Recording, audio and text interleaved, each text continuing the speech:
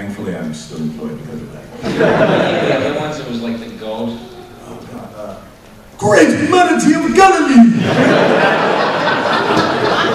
Yeah, I think towards the end they slowed down because they were running out of places that rhymed with animals.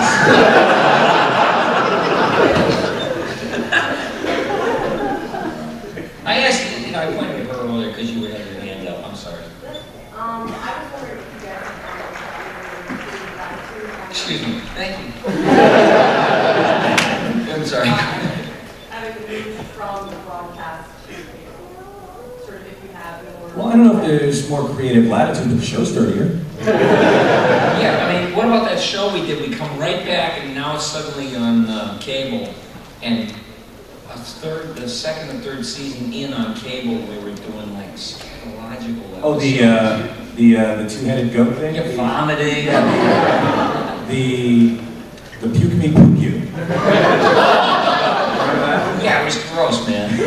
Yeah, I don't think we could have done that at 7 o'clock. And even though the fun begins at 7:30.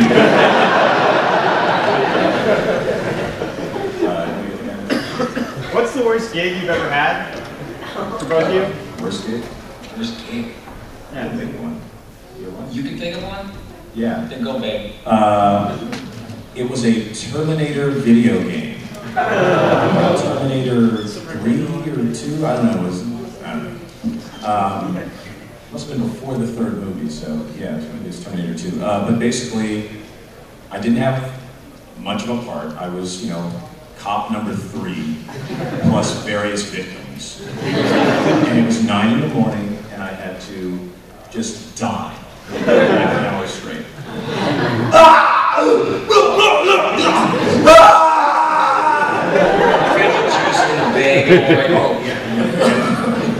My voice was shot for like 3 days afterwards.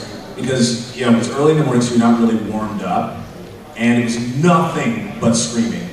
And then when it was all said and done, it was like, that was in the service of absolutely nothing. They could have had a monkey do that. They could have just, I mean, really, they could have just used, you know, a library of sounds. Like, dude, somebody screaming in pain is somebody screaming in pain. Do we really say, okay, now you're being cut with a hatchet. Okay, now a machete. What's the difference? Nonsense. That was your bad gig? That was my bad. The worst gig I ever had. It was a great gig, actually.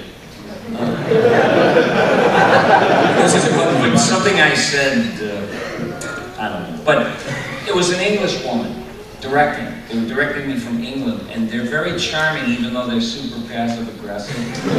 Because you could beat your head against the wall doing 200 takes, and you'd be like, okay, and she'd go, they'd listen to it, she'd go, Billy? You know, and I said, yes? We weren't quite getting what we were looking for in that take, you know. I said, I think I know what you mean, I'll give you some more stuff, I'll bring my absolute best to it, you know, believe me. And I'd do some more stuff, and I would try this, and I'd try that, and I'd hear, Billy? And it was making me nutty.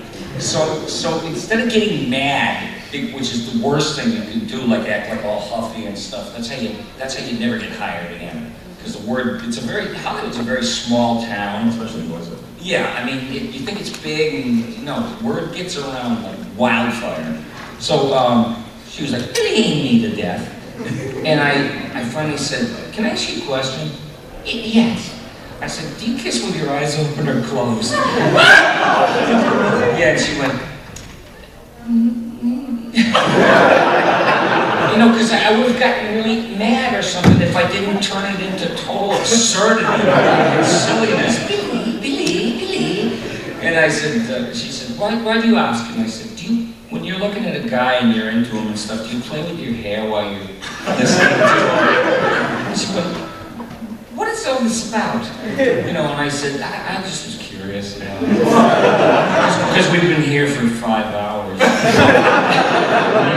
I mean, really, I would have blown my stack if I didn't just let it. But that's how, it got me through life, that kind of nonsense. Like creepy jujitsu. I never thought of that. Billy, I have something to show you. no way she can, she's lost her hand, as they say. It's like she had the, it's like, Billy, it's like, why is he asking about that? Well, you know what, let's listen to that again. The third take was all right. I just had to get out of this room! Yeah, that was kind of bad. It was a knockdown, drag-out, passive-aggressive fight. Well, you've heard the Shatner thing. You guys have heard has anyone heard the recordings, the outtakes of William Shatner in various sessions? Sabotage. Don't know how to say it. Signature.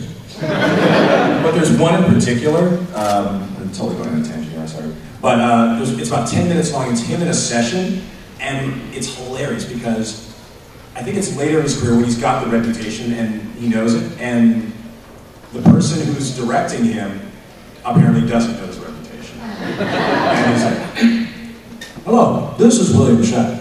Come with me on a journey into the 24th century. I think you'll be surprised at what you see. All right?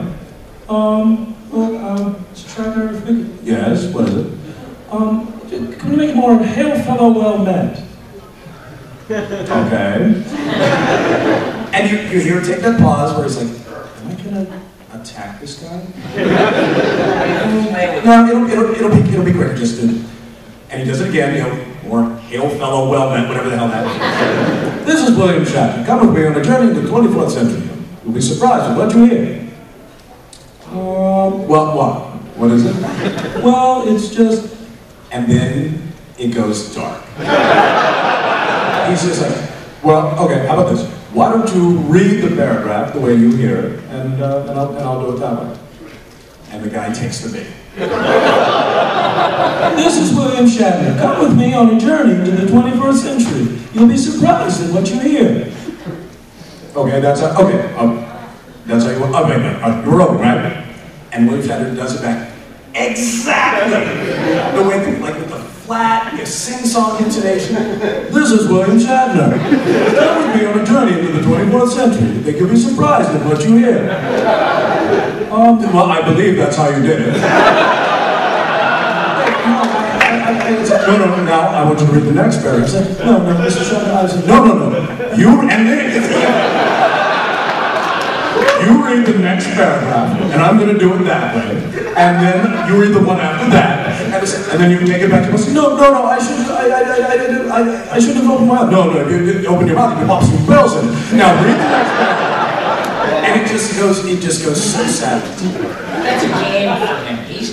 He's not even in the room. He's thinking about the Barbie twins in the lobby. He really was. It's like one time he couldn't wait to get out of this gig. It was at LA Studios. He's all, we'll get out of here. And he finally got up and he left. And he goes into the lobby and he sees the Barbie twins. I don't know exactly what their claim to fame is, but I can imagine. They're buxom blonde twins. Very good.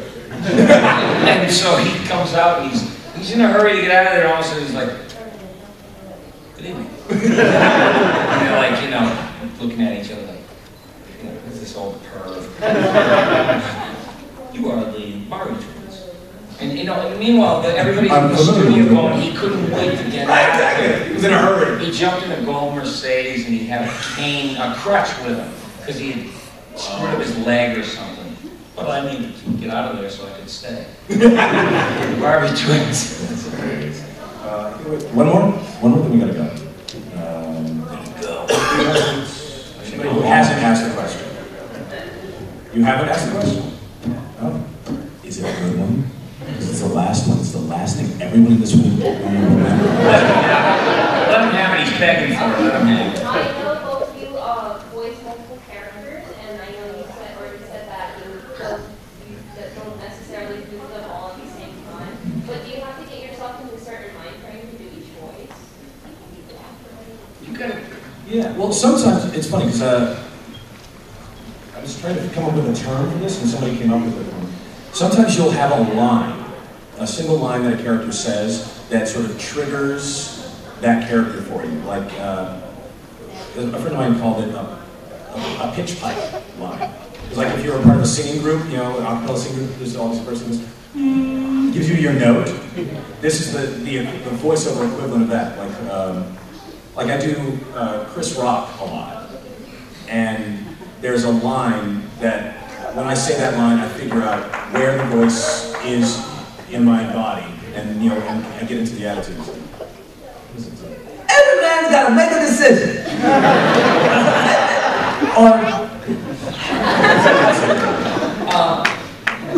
The other thing with me, I mean, I know that you have a melody worked out. It's like you can't just dial up the voices out of nowhere. I can't do it.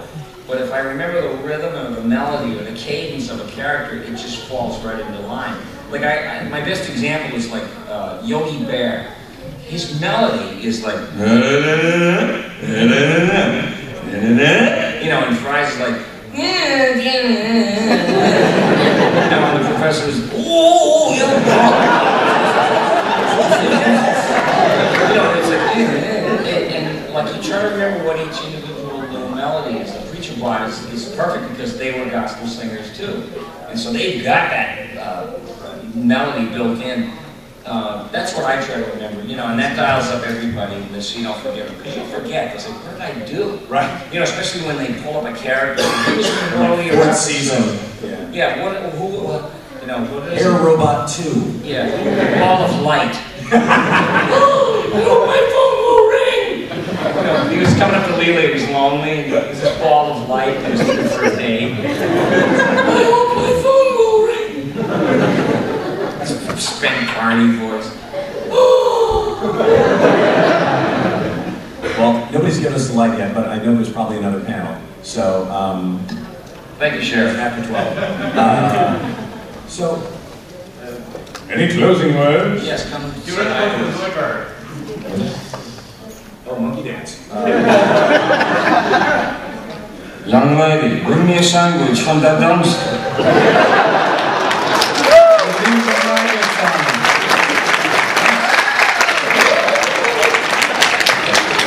And if you want any more voice requests, you got to fill out the proper paperwork.